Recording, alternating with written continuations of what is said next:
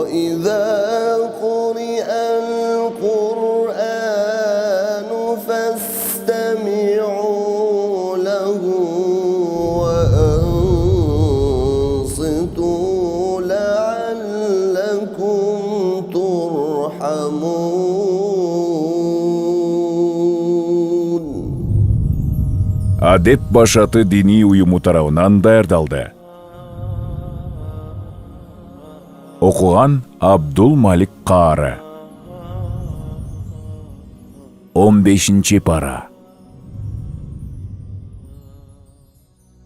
أعوذ بالله من الشيطان الرجيم. بسم الله الرحمن الرحيم. سبحان الذي أسرى بعبده ليلا من المسجد الحرام إلى المسجد الأقصى الذي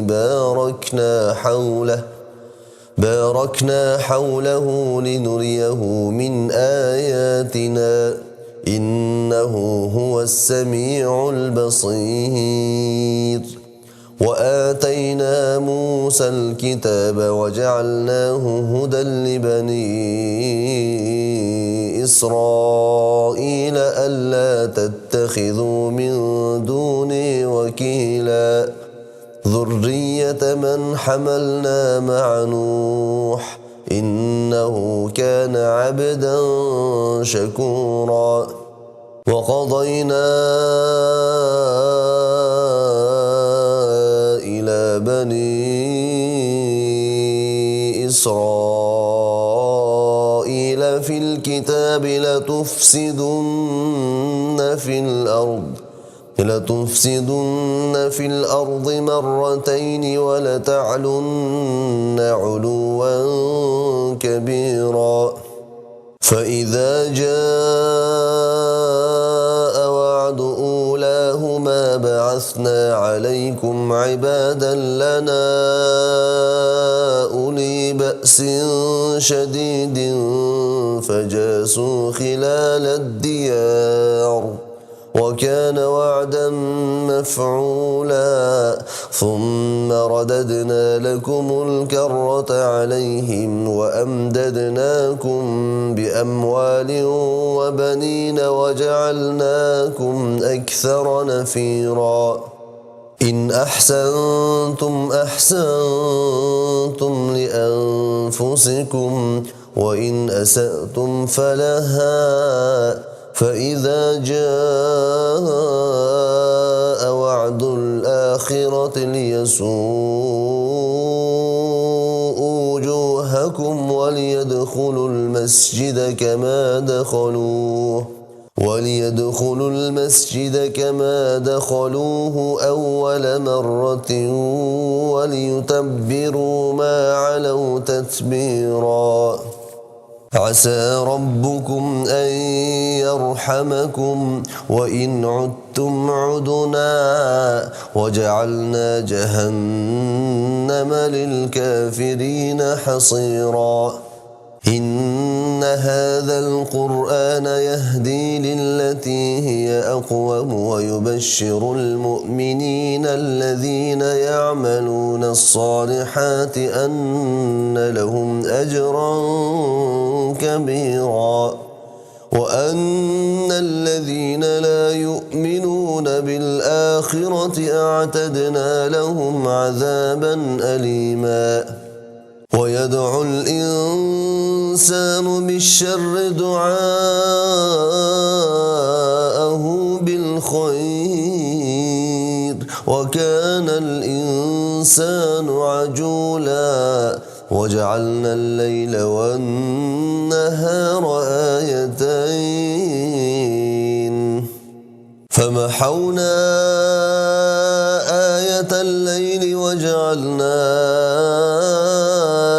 آية النهار مبصرة لتبتغوا فضلا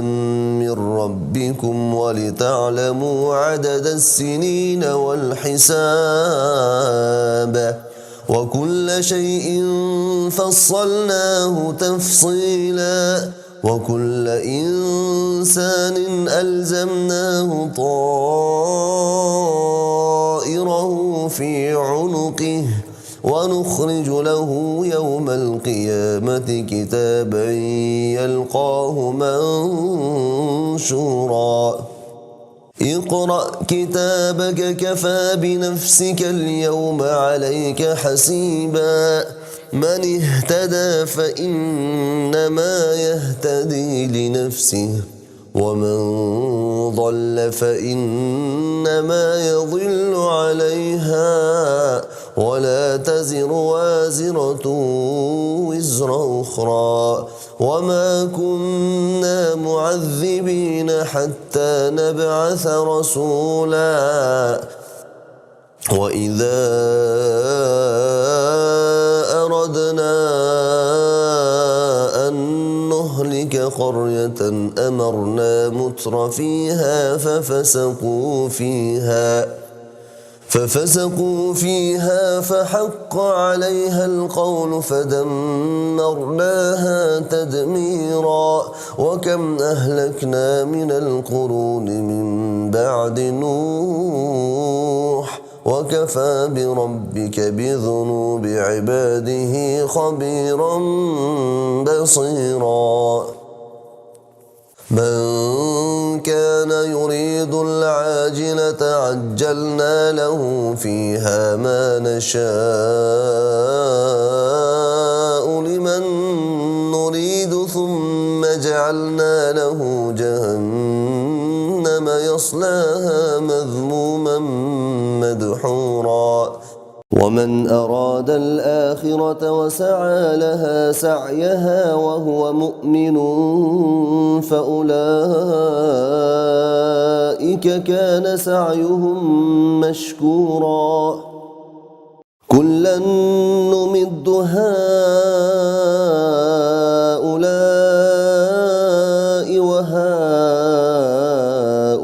وهؤلاء من عطاء ربك وما كان عطاء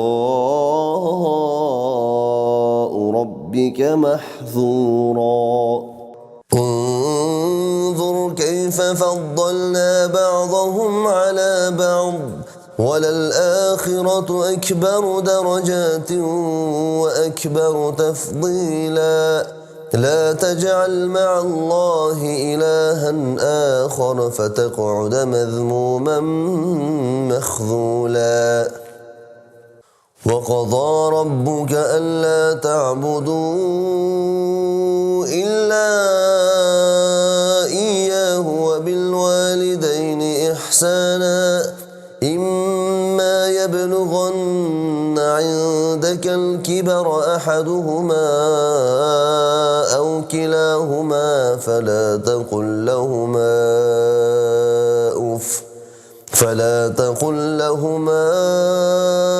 أف ولا تنهرهما وقل لهما قولا كريما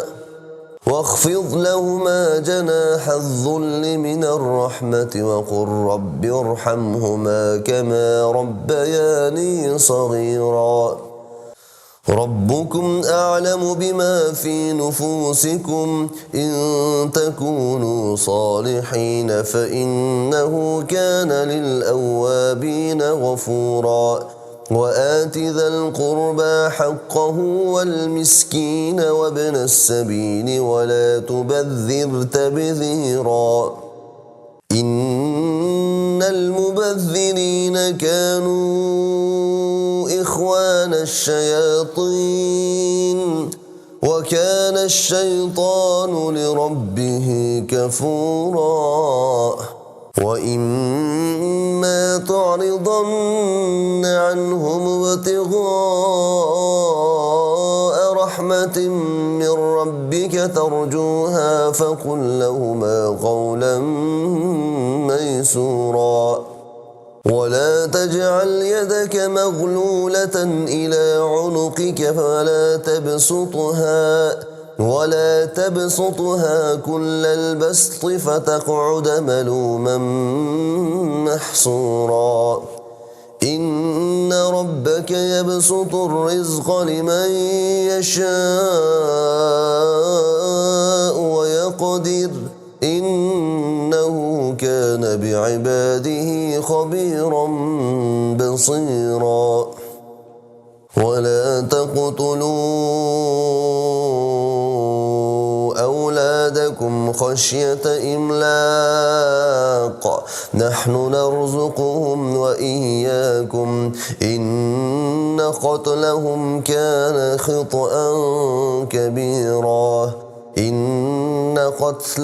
كان خطأ كبيرا ولا تقربوا الزنا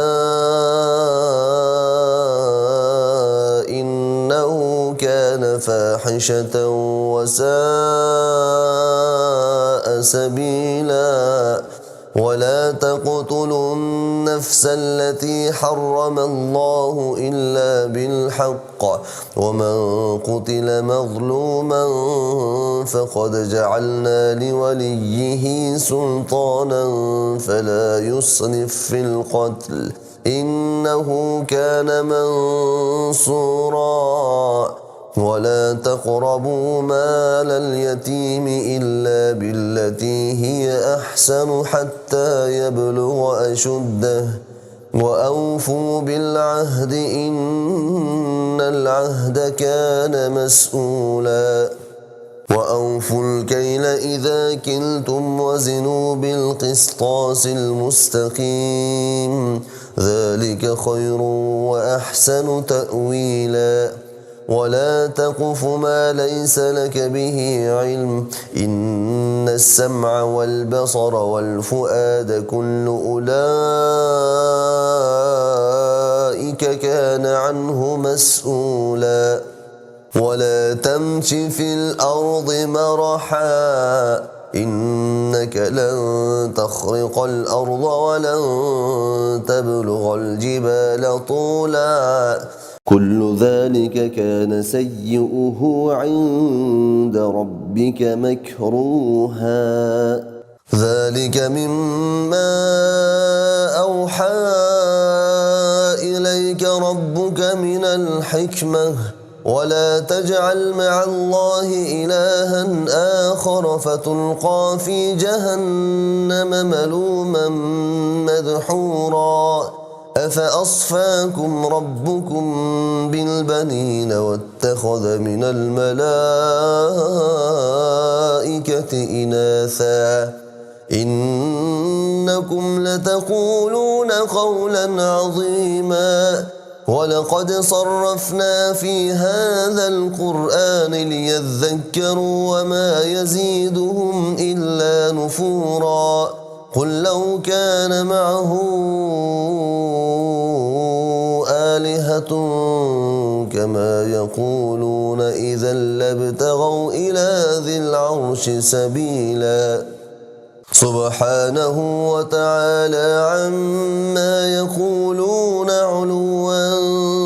كبيرا تسبح له السماوات السبع والأرض ومن فيهن وإن من شيء إلا يسبح بحمده ولكن لا تفقهون تسبيحهم إنه كان حليما غفورا وإذا قرأت القرآن جعلنا بينك وبين الذين لا يؤمنون بالآخرة حجابا مستورا وجعلنا على قلوبهم أكنة أن يفقهوا وفي آذانهم وقرا وإذا ذكرت ربك في القرآن وحده ولوا على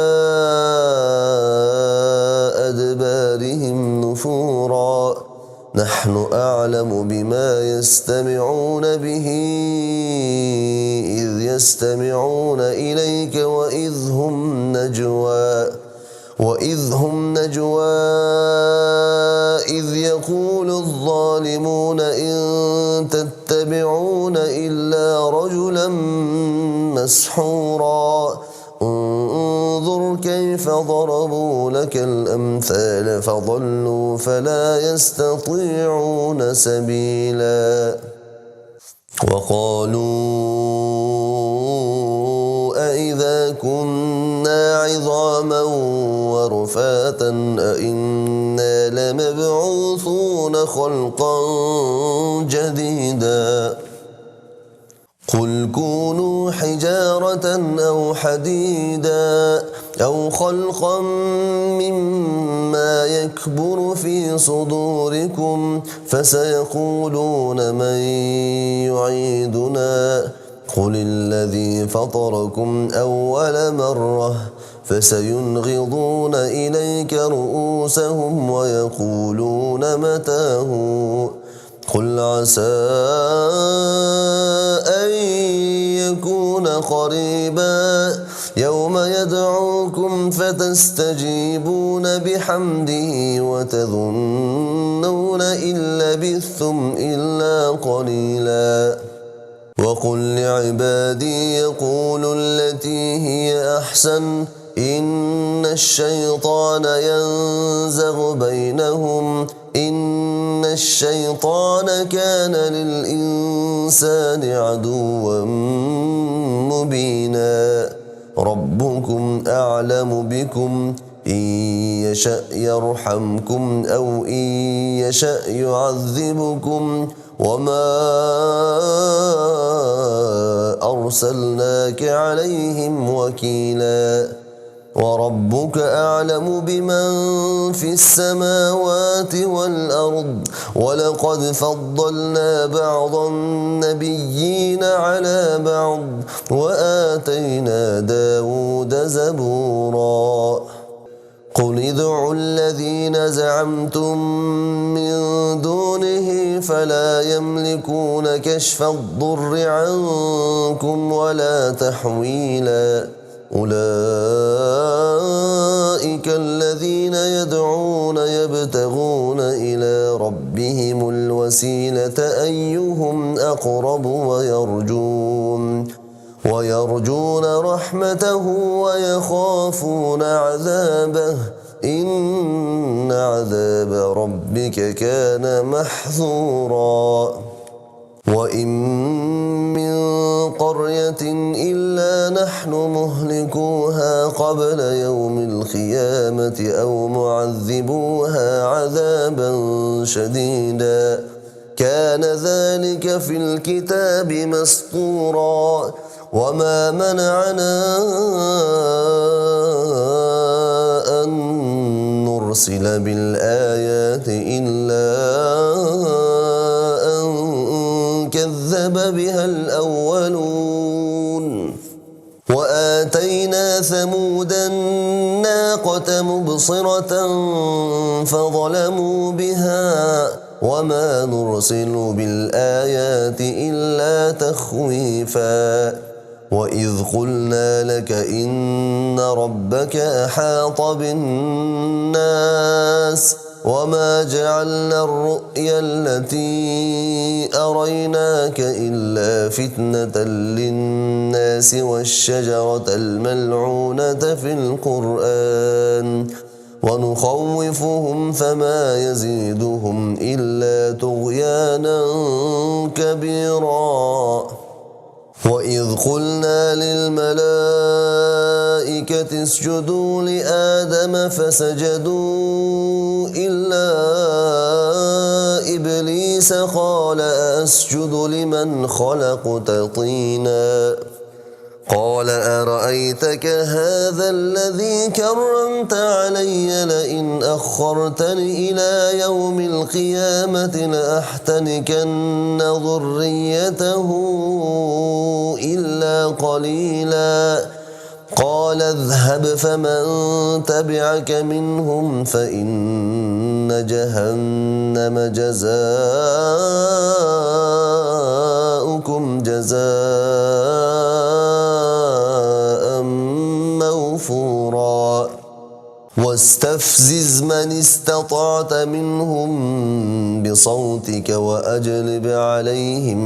بخيلك ورجلك وشاركهم في الأموال والأولاد وعدهم وما يعدهم الشيطان إلا غرورا إن عبادي ليس لك عليهم سلطان وكفى بربك وكيلا ربكم الذي يزجي لكم الفلك في البحر لتبتغوا من فضله إنه كان بكم رحيما وإذا مسكم الضر في البحر ضل من تدعون إلا إياه فلما نجاكم إلى البر أعرضتم وكان الإنسان كفورا أفأمنتم أن يخسف بكم جانب البر أو يرسل عليكم حاصبا ثم لا تجدوا لكم وكيلا أم أمنتم أن يعيدكم فيه تارة أخرى فيرسل عليكم قاصفا من الريح فيغرقكم بما كفرتم ثم لا تجدوا لكم علينا به تبيعا ولقد كرمنا بني آدم وحملناهم في البر والبحر ورزقناهم من الطيبات وفضلناهم على كثير ممن خلقنا تفضيلا يوم ندعو كل أناس بإمامهم فمن أوتي كتابه بيمينه فأولئك يقرؤون كتابهم ولا يظلمون فتيلا ومن كان في هذه أعمى فهو في الآخرة أعمى وأضل سبيلا وإن كادوا ليفتنونك عن الذي أوحينا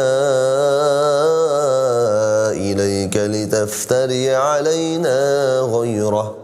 وإذا لاتخذوك خليلا ولولا أن ثبتناك لقد كدت تركن إليهم شيئا قليلا إذا لأذقناك ضعف الحياة وضعف الممات ثم لا تجد لك علينا نصيرا إذا لأذقناك ضعف الحياة وضعف الممات ثم لا تجد لك علينا نصيرا وإن كادوا ليستفزونك من الأرض ليخرجوك منها وإذا لا يلبثون خلافك إلا قليلا سنة من قد أرسلنا قبلك من رسلنا ولا تجد لسنتنا تحويلا أقم الصلاة لدلوك الشمس إلى غسق الليل وقرآن الفجر إن قرآن الفجر كان مشهودا ومن الليل فتهجد به نافلة لك عسى أن يبعثك ربك مقاما محمودا وقل رب أدخلني مدخل صدق وأخرجني مخرج صدق واجعل لي من لدنك سلطانا نصيرا وقل جاء الحق وزهق الباطل إن الباطل كان زهوقا وننزل من القرآن ما هو شفاء ورحمة للمؤمنين ولا يزيد الظالمين إلا خسارا وإذا أنعمنا على الإنسان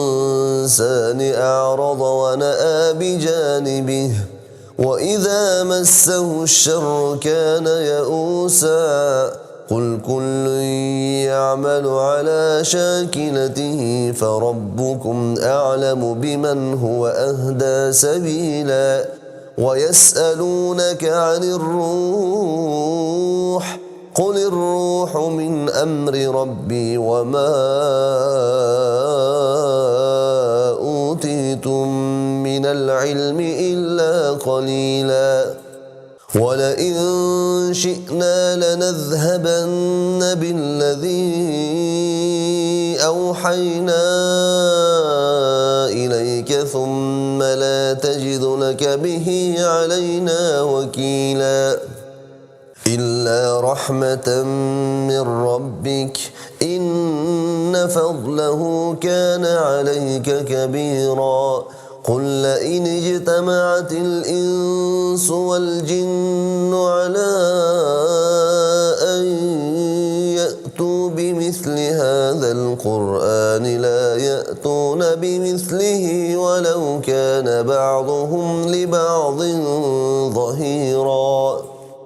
ولقد صرفنا للناس في هذا القرآن من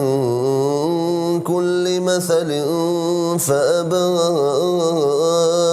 أكثر الناس إلا كفورا وقالوا لن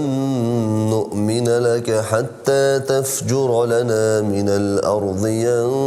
ينبوعا أو تكون لك جنة من نخيل وعنب فتفجر الأنهار خلالها تفجيرا أو تسقط السماء كما زعمت علينا كسفا أو تأتي بالله والملائكة قبيلا أو يكون لك بيت من زخرف أو ترقى في السماء ولن نؤمن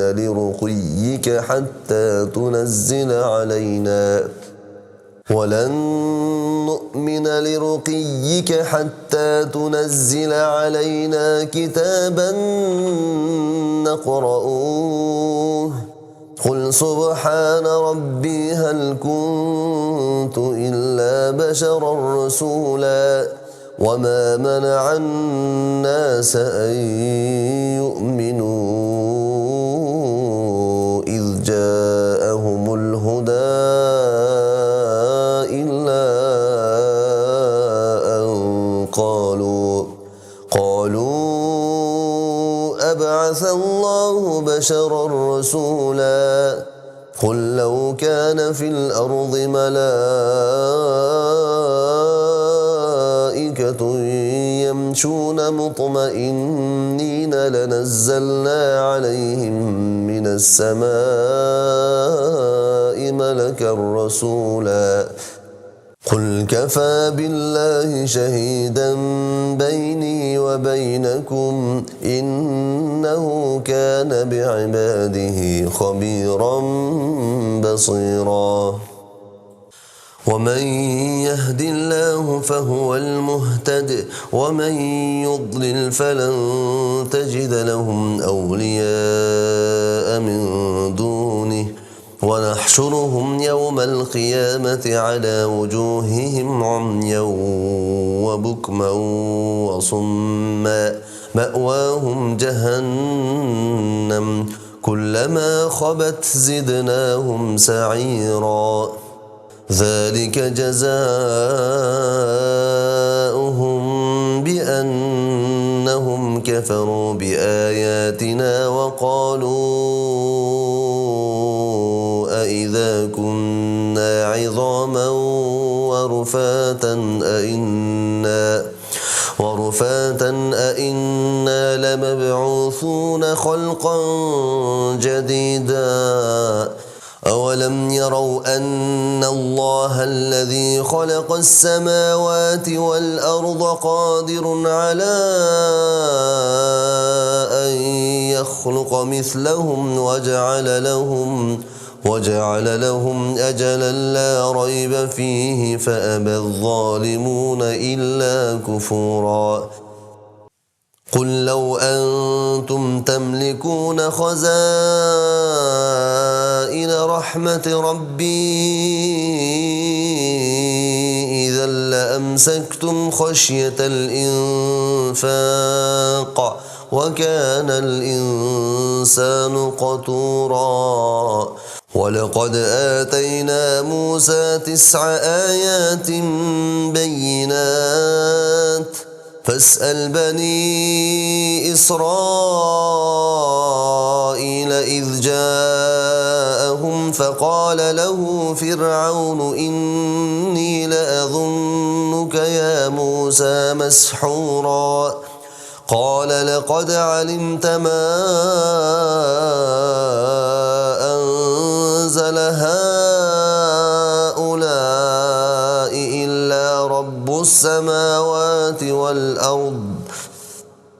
إلا رب السماوات والأرض بصائر وإني لأظنك يا فرعون مثبورا فأراد أن يستفزهم من الأرض فأغرقناه ومن معه جميعا وقلنا من بعده لبني إسرائيل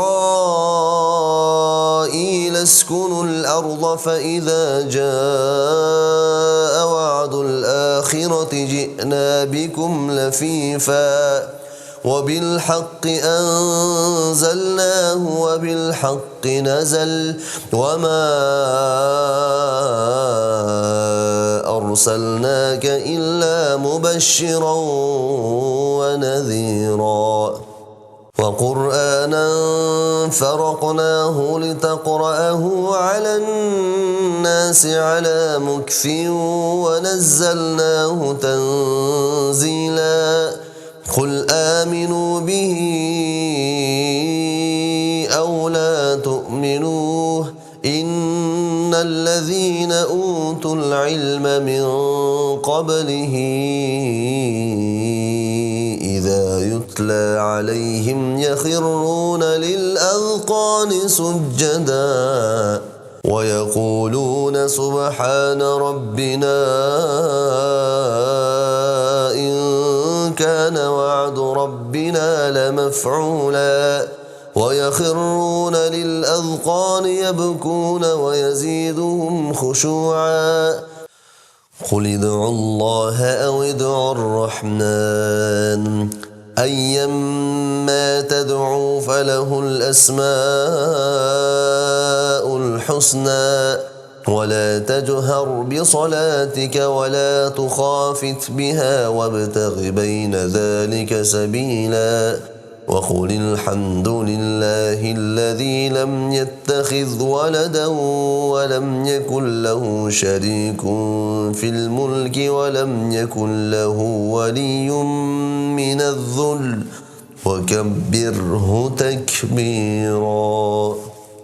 بسم الله الرحمن الرحيم الحمد لله الذي أنزل على عبده الكتاب ولم يجعل له عوجا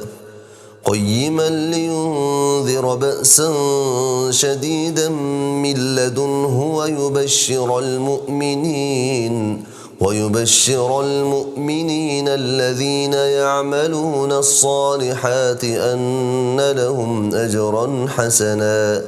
ماكثين فيه أبدا وينذر الذين قالوا اتخذ الله ولدا ما لهم به من علم ولا لآبائهم كبرت كلمة تخرج من أفواههم إن يقولون إلا كذبا فلعلك باخع نفسك على آثارهم إن لم يؤمنوا بهذا الحديث أسفا إنا جعلنا ما على الأرض زينة لها لنبلوهم أيهم أحسن عملا وإنا لجاعلون ما عليها صعيدا جرزا أم حسبت أن أصحاب الكهف والرقيم كانوا من آياتنا عجبا إذ أوى الفتية إلى الكهف فقالوا ربنا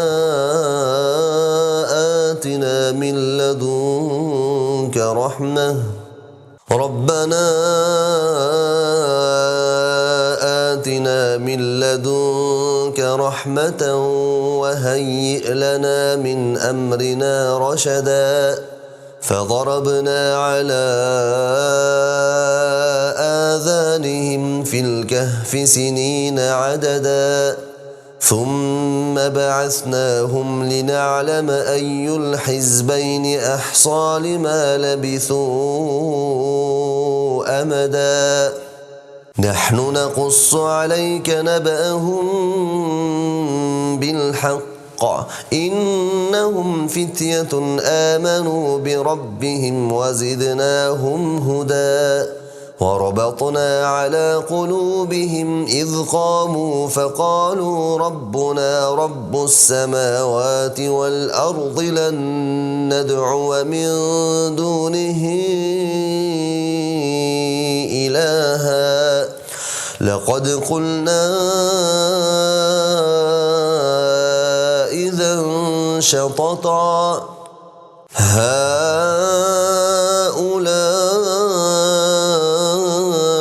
قومنا اتخذوا من دونه آلهة لولا يأتون عليهم بسلطان بين فمن أظلم ممن افترى على الله كذبا وإذ اعتزلتموهم وما يعبدون إلا الله فأووا إلى الكهف ينشر لكم ربكم من رحمته ويهيئ لكم من أمركم مرفقا وترى الشمس إذا طلعت تزاور عن كهفهم ذات اليمين وإذا غربت تقرضهم ذات الشمال وهم في فجوة منه ذلك من آيات الله من يهد الله فهو المهتد ومن يضلل فلن تجد له وليا مرشدا وتحسبهم أيقاظا وهم رقود ونقلبهم ذات اليمين وذات الشمال وكلبهم باسط ذراعيه بالوصيد لو اطلعت عليهم لوليت منهم فرارا ولملئت منهم رعبا وكذلك بعثناهم ليتساءلوا بينهم قال قائل منهم كم لبثتم قالوا لبثنا يوما أو بعض يوم قالوا ربكم أعلم بما لبثتم فابعثوا أحدكم بورقكم هذه إلى المدينة فلينظر أيها أزكى طعاما فليأتكم برزق منه وليتلطف ولا يشعرن بكم أحدا إنهم إن يظهروا عليكم يرجموكم أو يعيدوكم في ملتهم ولن تفلحوا أبدا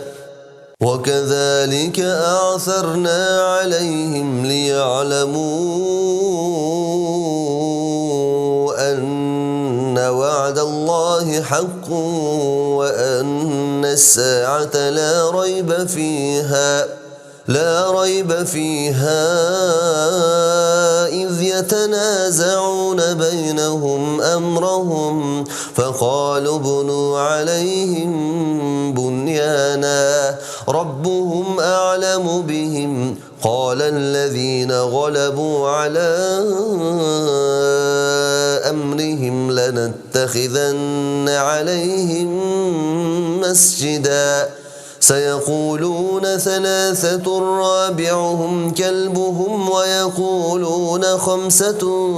سادسهم كلبهم رجما بالغيب ويقولون سبعة وثامنهم كلبهم قل ربي أعلم بعدتهم ما يعلمهم إلا قليل فلا تمار فيهم إلا مراء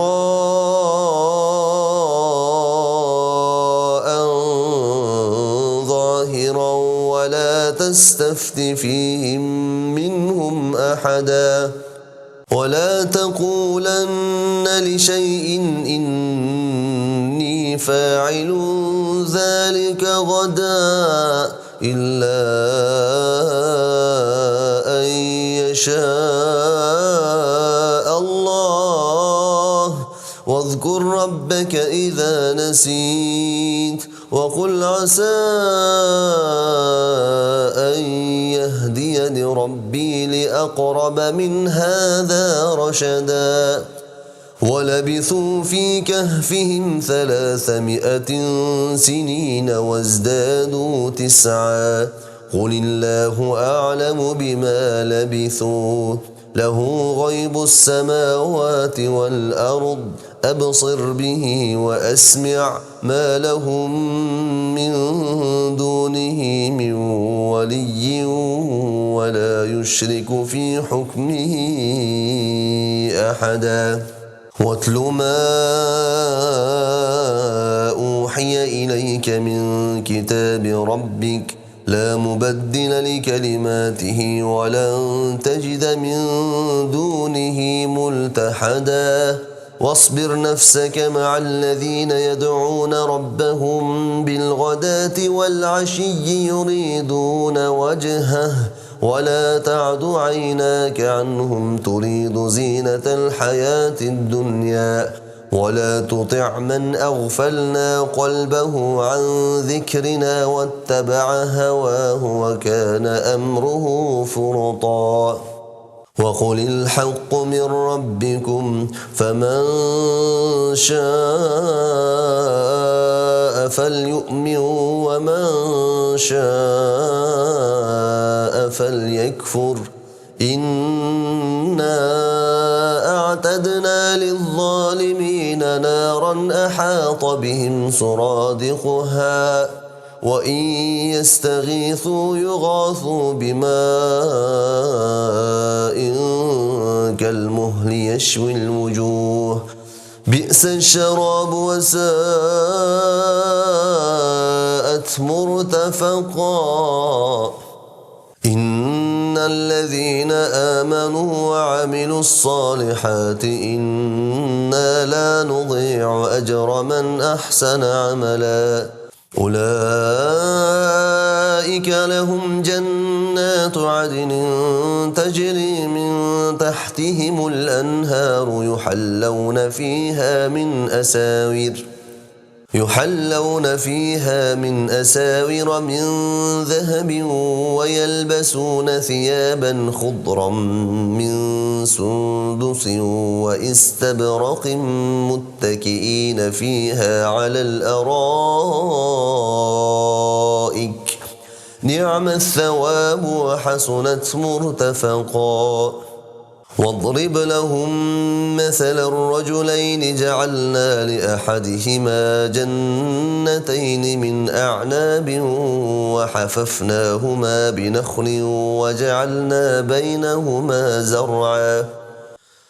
كلتا الجنتين آتت أكلها ولم تظلم منه شيئا وفجرنا خلالهما نهرا وكان له ثمر فقال لصاحبه وهو يحاوره أنا أكثر منك مالا وأعز نفرا ودخل جنته وهو ظالم لنفسه قال ما أظن أن تبيد هذه أبدا وما أظن الساعة قائمة ولئن رددت إلى ربي لأجدن خيرا منها منقلبا قال له صاحبه وهو يحاوره أكفرت بالذي خلقك من تراب ثم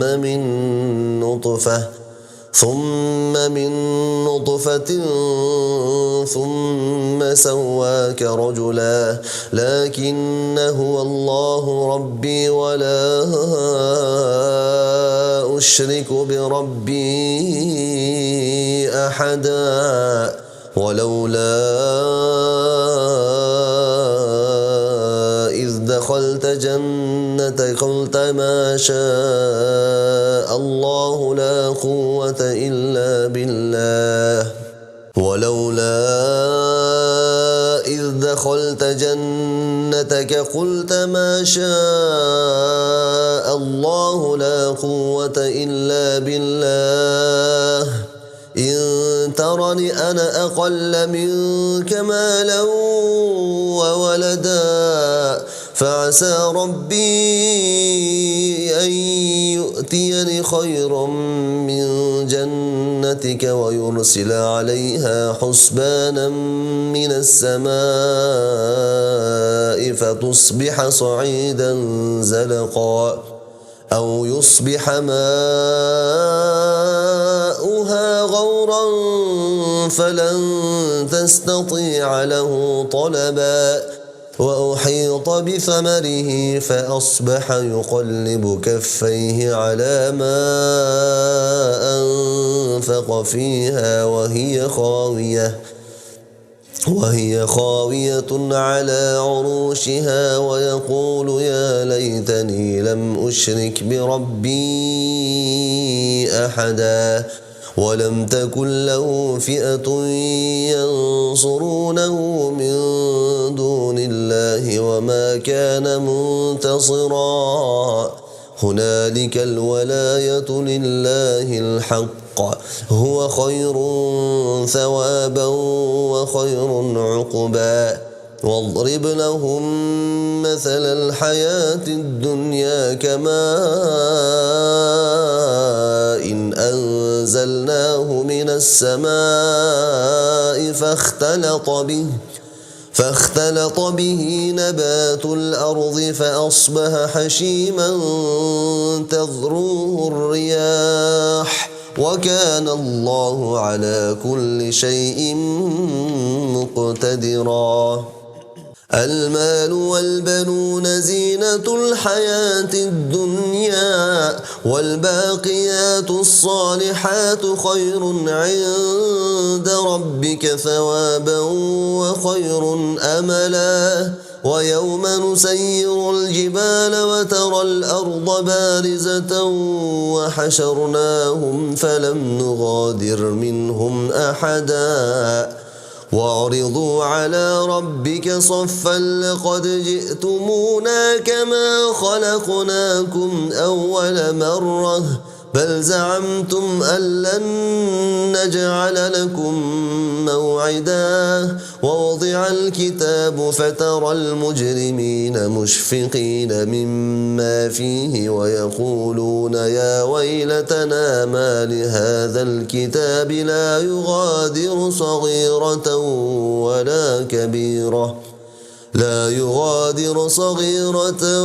ولا كبيرة إلا أحصاها ووجدوا ما عملوا حاضرا ولا يظلم ربك أحدا. وإذ قلنا للملائكة اسجدوا لآدم فسجدوا إلا إبليس كان من الجن ففسق عن أمر ربه أفتتخذونه وذريته أولياء من دوني وهم لكم عدو بئس للظالمين بدلا. ما أشهدتهم خلق السماوات والأرض ولا خلق أنفسهم وما كنت متخذ المضلين عضدا. ويوم يقول نادوا شركائي الذين زعمتم فدعوهم فلم يستجيبوا لهم وجعلنا بينهم موبقا. ورأى المجرمون النار فظنوا أنهم مواقعوها ولم يجدوا عنها مصرفا. ولقد صرفنا في هذا القرآن للناس من كل مثل وكان الإنسان أكثر شيء جدلا. وما منع الناس أن يؤمنوا إذ جاءهم الهدى ويستغفروا ربهم إلا أن تأتيهم سنة الأولين أو يأتيهم العذاب قبلا. وما نرسل المرسلين إلا مبشرين ومنذرين ويجادل الذين كفروا بالباطل ليدحضوا به الحق واتخذوا آياتي وما أنذروا هزوا. ومن أظلم ممن ذكر بآيات ربه فأعرض عنها ونسي ما قدمت يداه إنا جعلنا على قلوبهم أكنة أن يفقهوه وفي آذانهم وقرا وإن تدعهم إلى الهدى فلن يهتدوا إذا أبدا. وربك الغفور ذو الرحمة لو يؤاخذهم بما كسبوا لعجل لهم العذاب بل لهم موعد لن يجدوا من دونه موئلا. وتلك القرى أهلكناهم لما ظلموا وجعلنا لمهلكهم موعدا. وإذ قال موسى لفتاه لا أبرح حتى أبلغ مجمع البحرين أو أمضي حقبا. فلما بلغا مجمع بينهما نسيا حوتهما فاتخذ سبيله في البحر سربا.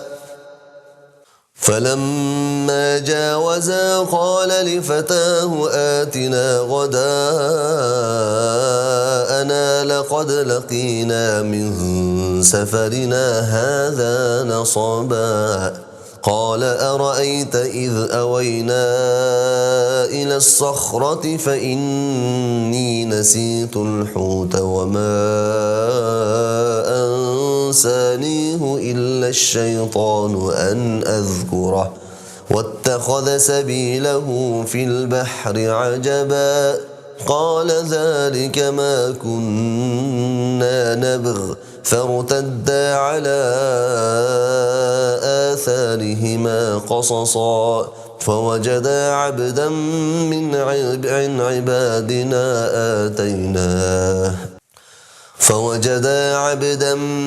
عبادنا آتيناه رحمة من عندنا وعلمناه من لدنا علما قال له موسى هل أتبعك على أن تعلمني مما علمت رشدا قال إنك لن تستطيع معي صبرا وكيف تصبر على ما لم تحط به خبرا قال ستجدني إن شاء الله صابرا ولا أعصي لك أمرا قال فإن اتبعتني فلا تسألني عن شيء حتى أحدث لك منه ذكرا فانطلقا حتى إذا ركبا في السفينة خرقها قال أخرقتها لتغرق أهلها لقد جئت شيئا إمرا قال ألم أقل إنك لن تستطيع معي صبرا قال لا تؤاخذني بما نسيت ولا ترهقني من أمري عسرا فانطلقا حتى إذا لقيا غلاما فقتله قال أقتلت نفسا زكية بغير نفس لقد جئت شيئا نكرا صدق الله العظيم.